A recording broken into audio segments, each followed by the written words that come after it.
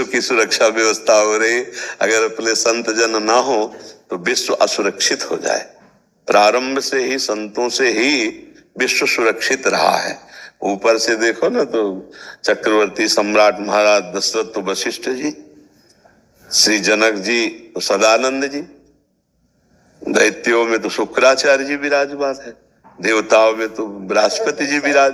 ऊपर से व्यवस्था जो है वो महाराजों से ही होती रही है, राजाओं के ऊपर महाराजा। तो ये जो संत जल है ये सब महाराजा है, इन्हीं के प्रताप से हाँ हमारा विश्व सुरक्षित है। ये जो पापाचरण करते हुए भी प्रकृति इनको सुविधाएं दे रही है वो संतों के प्रताप से दे रही है। जो पापाचरण करने वाले हैं उनको भी प्रकट नहीं। महाराज पृथु के चरित्र में आता है पृथ्वी ने सब ले लिया, सब छुपा लिया। जब पापाचरण होता है और भजन नहीं होता तो माता पृथ्वी सब अच्छी अच्छी वस्तुएं अब जैसे छुपाने लगी। बड़े बड़े आम के वृक्ष खत्म होते चले जा रहे हैं, रसीले और औषधियां और जो सुखद।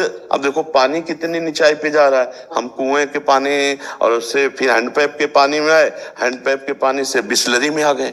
ये सब संत जलों की कृपा से ही अभी हमारे विश्व में आनंद है, संतों की कृपा। महाराज जी एक विशेषता और बताएं, अपने जो महाराज जी थे टेकरी वाले महाराज जी अध्यक्ष तो थे ही, उस समय में सबका बड़ा स्नेह था और महाराज जी के गुरु जी के पास में जाते रहे अपने महाराज जी। तो इनके गुरुदेव भगवान से महाराज जी पूछते रहे आज कहाँ ठाकुर जी की लीला हो रही प्रिया प्रीतम की, तो सब बताते रहे महाराज जी, परम सिद्ध को थे महाराज जी। थोड़ा आप बताइए महाराज गुरुदेव भगवान। अपने जो गुरु जी है श्री महंत अच्युतानंद दास जी महाराज, बड़े सिद्ध और बड़े भजनानंदी महाराज, बहुत ही संत, बहुत ही मतलब जी वो लीला स्मरण करते थे। और लीला स्मरण में उनको ये मालूम पड़ जाता था इस समय ठाकुर जी कहाँ पर विराजमान, प्रिया जी के साथ इस समय कहाँ लीला, कौन सी लीला कर रहे, कहाँ कर जी। तो रोमांटिक महंत जी जाते थे, पूछते थे इस समय ठाकुर जी कहाँ पर है विराजमान जी। तो सब कहते थे इस समय ठाकुर जी राधाकुंड में है जी, इस समय ठाकुर जी बरसाने में है जी, इस समय प्रिया जी के साथ विहार कर रहे हैं। बहुत ही लीला स्मरण उनका अतुलनीय जी। जब चित्त का पूर्ण रूप से अपने आराध्य देव में तन्मया स्थिति आती है तो ये स्थिति आ जाती है जहां विस्मरण है संसार का और विस्मरण है मैं का भी।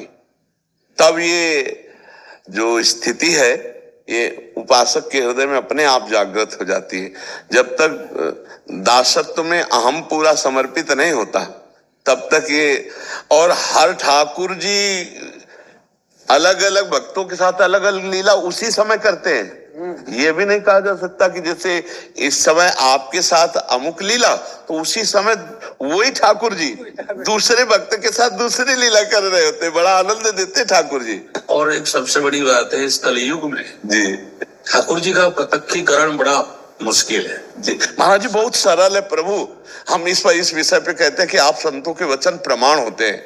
बहुत सरल प्रभु, इसको आप इसलिए कि हम डर जाएंगे सब। 10,000 वर्ष तक ऐसे खड़े होकर के प्रचेतागण भगवान शिव उपदिष्ट स्तोत्र का गान करते हैं और यहाँ कुछ दिनों में ये आंखों में जो है ना झलकने लगते हैं महाराज।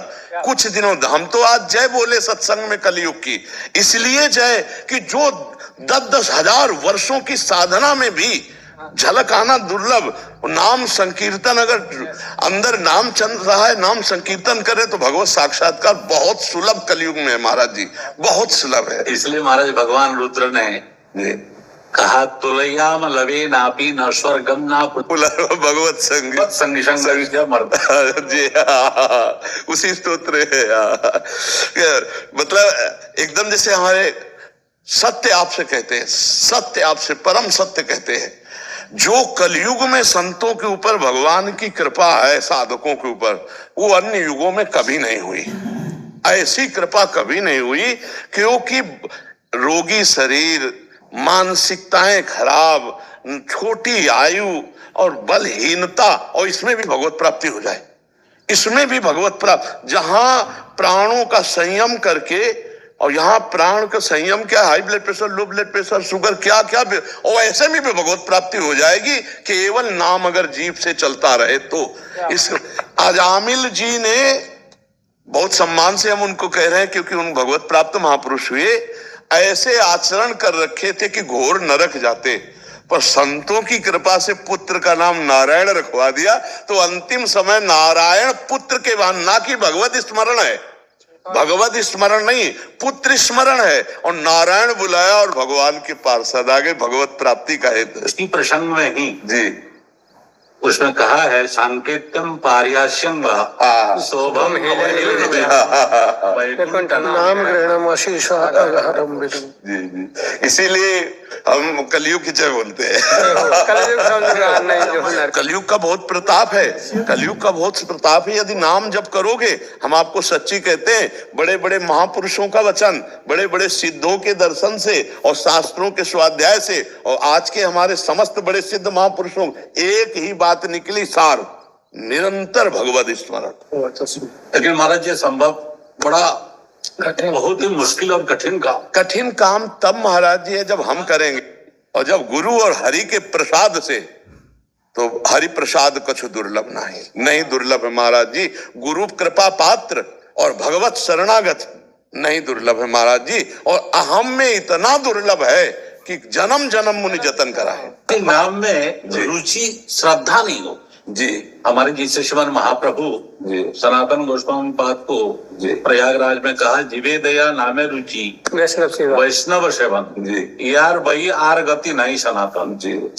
वो नाम में रुचि नहीं होता महाराज जी। अगर हमारा लक्ष्य बन जाए भगवत प्राप्ति सत्संग से, वही जो बड़े बड़े तीर्थयाटन, बड़े बड़े साधन, बड़े बड़े व्रत, बड़े बड़े धर्मानुष्ठान जो समानता नहीं कर सकते सत्संग की, भगवत प्रेमी महात्मा के व्रतांसी यज्ञ छंदांसी तीर्था नियमा यमा यथा वरुंधेत सत्संगा सर्व संगो पहो इमाम। अगर सत्संग से भगवत प्राप्ति का दृढ़ निश्चय हो जाए और हमारे हृदय में महत्व भगवान का बैठ जाए, महत्व, जैसे अभी हम भक्त अपने को कहते हैं लेकिन महत्व पूरा भगवान का नहीं होता, तभी विस्मरण हो जाता है। क्योंकि कोई भोग आया और भगवान का विस्मरण हुआ तो भोग महत्वशाली हो गया, ना कि भगवान।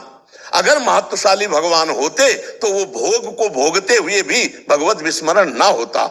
जो आवश्यक विषय है या कोई भी वस्तु है या पदार्थ है, त्रिभुवन की राजलक्ष्मी देने पर भी जो आधे पल के लिए भगवान का विस्मरण न करे, वो महाभागवत है। वही महाभागवत का संग मिल जाए और हमारे हृदय में महत्व बैठ जाए कि मुझे इस जन्म में भगवत प्राप्ति करना है, और भगवत प्राप्ति भगवान नाम जप से होती, भगवत स्मरण से, तो फिर अंदर ही अंदर वो हमारे ऐसे चलेगा कि हम रोकना चाहे तो भी न रोक पाएंगे। जैसे विषयी पुरुष विषय का चिंतन नहीं रोक पाता है, ऐसे ही लक्ष्य दृढ़ हो जाने पर, और ये बिना अभ्यास के हो जाएगा। एक बड़ी गूढ़ बात है, लक्ष्य दृढ़ हो जाए गुरु कृपा से तो अभ्यास करना नहीं पड़ेगा, भजन निरंतर चालू हो जाएगा। जैसे एकादश स्कंद में तितिक्षु ब्राह्मण, पहले कोई न सन्यासी था, न कोई साधक था, न किसी भी तरह का धर्मानुष्ठान करता था, लेकिन जब सर्वस्व नष्ट हुआ और हृदय से आर्त भाव से भगवान की शरण में हुआ तो ब्रह्मबोध संपन्न महापुरुष हो गया। कोई वेदांत नहीं पढ़ा, कोई अनुष्ठान नहीं किया, और उसका गीत स्वयं भगवान श्री कृष्ण गा रहे हैं एकादश स्कंद में तितिक्षु ब्राह्मण की कथा। तो इससे पता चलता है कि तत्कालिक महापुरुषों के संग से जो तात स्वर्ग अपवर्ग सुख धरी तुलाय कंग तुलनताय सकल मिल जो सुख लो सत्संग, एक विषयी पुरुष भी बिना अभ्यास के भगवत प्राप्ति की लालसा से युक्त हो सकता है।